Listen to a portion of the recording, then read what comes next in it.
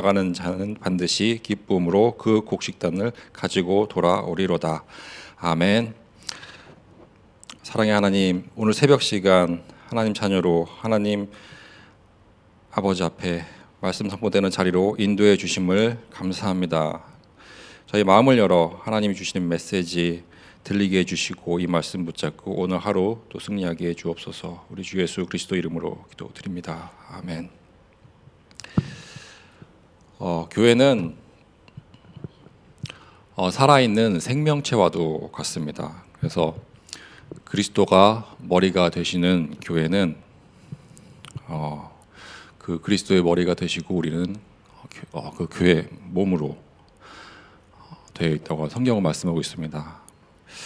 예수 그리스도를 믿는 믿음으로 하나 된 그런 공동체 교회는 살아서 움직이는 생명체와도 같습니다.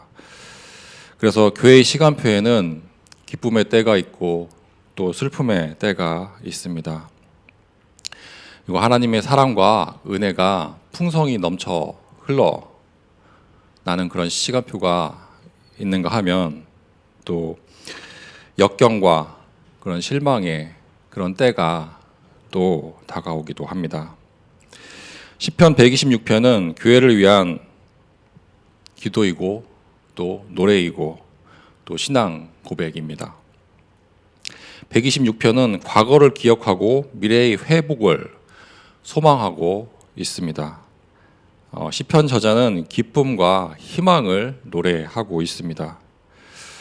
구원받은 하나님 백성의 기쁨과 앞으로도 하나님이 우리를 위해서 계속 역사하실 거라는 그런 소망을 담고 있습니다. 오늘 새벽 시간에는 이 시편 126편을 묵상하면서 하나님이 우리 교회에게 주시는 그 메시지를 발견해 보고자 합니다. 첫 번째로 하나님이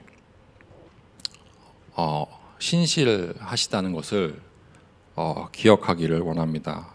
1절부터 3절은 하나님이 신실하게 행하셨음을 노래하고 있습니다. 1절과 3절을 묵상하면서 하나님의 신실하심을 기억하기를 원합니다. 여호와께서 시온의 포로를 돌려보내실 때 우리는 꿈꾸는 것 같았도다. 그때 우리 입에는 웃음이 가득하고 우리 혀에는 찬양이 찼었도다. 그때 문나라 가운데에서 말하기를 여호와께서 그들을 위하여 큰 일을 행하셨다 하였도다. 여호와께서 우리를 위하여 큰 일을 행하셨으니 우리는 기쁘도다. 아멘. 시편 저자는 과거에 하나님이 자기 백성들에게 행하신 그런 기적과도 같은 일을 기록하고 있습니다. 애굽에서 나오던 때를 회상하고 있을 수도 있고 바벨론 포로 시절을 끝내고 나오던 그 날을 기억하고 있을 수도 있습니다. 출애굽이나 출바벨론이나 다 하나님이 기적 같은 일을 행하셔서 이스라엘 백성들을 이끌어 내셨던 그런 역사입니다. 애굽에서 포로로 400년 넘게 잡혀 있다가 하나님이 10가지 재앙을 내리심으로 출애굽 시켜 주셨습니다. 그 애굽 사람들 입장에서는 그 10가지가 재앙이었겠지만 이스라엘 백성들, 하나님 자녀들의 입장에서는 그 10가지가 기적이었고 축복이었을 것입니다. 상상할 수 없는 일이 이스라엘 백성들에게 일어났습니다. 400년 넘게 종노릇하던 이스라엘 백성들이 애굽을 나올 때에는 그들의 손에는 무언가 하나씩 들려져 있었습니다. 그리고 또 홍해를 하나님이 가르셨고 구름 기둥과 또 불 기둥으로 하나님이 그들의 여정을 인도하셨고 또 보호해 주셨습니다. 그래서 이들은 기쁨이 충만했고 주변 나라들도 하나님이 이 백성들을 위해서 큰 일을 하셨음을 알 수밖에 없었습니다. 시편 저자는 하나님이 신실하게 역사하신 과거의 일을 되돌아보고 그 일을 노래하고 있습니다. 사랑교회는 하나님의 신실하게 일하셨음을 증거하는 증인으로 이 자리에 서 있습니다. 하나님이 사랑교회를 통해서 큰 일을 행하셨음을 한번 기억해 보았으면 좋겠습니다. 40년 전에 하나님이 이 자리에, 이 지역에 사랑교회를 세우셨습니다. 하나님이 말씀을 주셨고 비전을 주셨고, 그래서 이 지역에 교회를 시작하셨습니다. 사랑교회가 시작됐을 때 목사님이 붙잡았던 그 말씀이 있습니다. 욥기 8장 7절의 말씀입니다. 내 시작은 미약하였으나 내 나중은 심히 창대하리라. 이 말씀 붙잡고 목사님이 이 교회를 시작하셨습니다. 하나님이 이 교회가 시작되게 역사하셨죠. 사랑교회 창립 예배를 드릴 때 사용했던 그 제일 처음 만들었던 주보를 보면은 이 기록이 남아 있습니다. 하나님은 사랑교회를 세우실 때 그 주신 말씀대로 하나님이 신실하게 역사하셨습니다. 가정에서 예배를 드리기 시작된 교회가 지금은 이렇게 모여서 예배당에 모여서 예배를 드릴 수 있는 그런 규모가 있는 교회를 갖추게 되었습니다. 우리는 예전에 하나님이 주신 그런 언약을 기억하지 못할 수가 있습니다. 40년 전에 이 교회를 세우시면서 하나님이 주신 언약을 다 잊고 있을 수도 있습니다. 하지만 하나님은 그 언약을 잊지 않고 기억하고 계십니다. 그리고 그 언약대로 지금도 열심히 일하고 계십니다. 이 교회 40년을 돌아보면은 하나님의 신실하심과 그리고 크신 능력을 우리는 확인을 할 수 있습니다.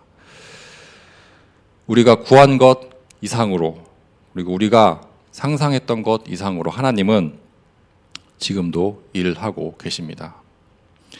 곧 여호와의 일들을 기억하여 주께서 옛적에 행하신 기이한 일을 기억하리이다. 또 주의 모든 일을 작은 소리로 읊조리며 주의 행사를 낮은 소리로 되뇌이리이다. 아멘. 자, 그런데 교회가 항상 기쁜 일만 있을 수만은 없습니다.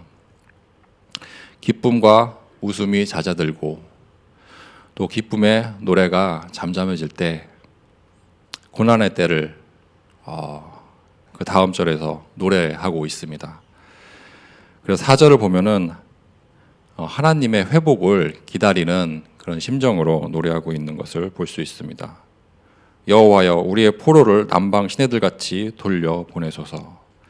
여기서 남방은 이스라엘 남쪽에 위치한 사막 지역을 가리킵니다.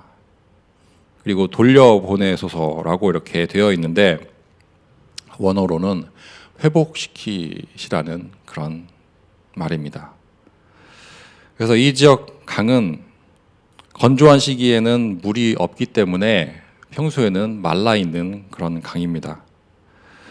강이 움푹 파여 있고 길은 나 있지만 그 강 안에 물은 흐르지 않습니다. 그러다가 이제 비가 내리는 우기가 되면 말랐던 강이 가득 차서 넘쳐 흐르게 됩니다. 그냥 건널 수 없을 정도로 깊은 강이 됩니다. 하늘에서 생명수가 내리면 그 땅에 다시 생명이 살아나는 그런 역사가 매년 반복해서 일어납니다. 그러니까 물이 없어서 말라있던 남방의 시내는 하나님의 회복을 간절히 소망하고 있는 이스라엘 백성들의 그런 심정과도 같습니다. 그래서 하나님의 생명수가 내리기를 간절히 기다리는 남방의 시내처럼 우리도 갈급한 그런 심령을 가지고 하나님의 생명수와 같은 그런 회복의 말씀을 간절히 기다리고 있습니다.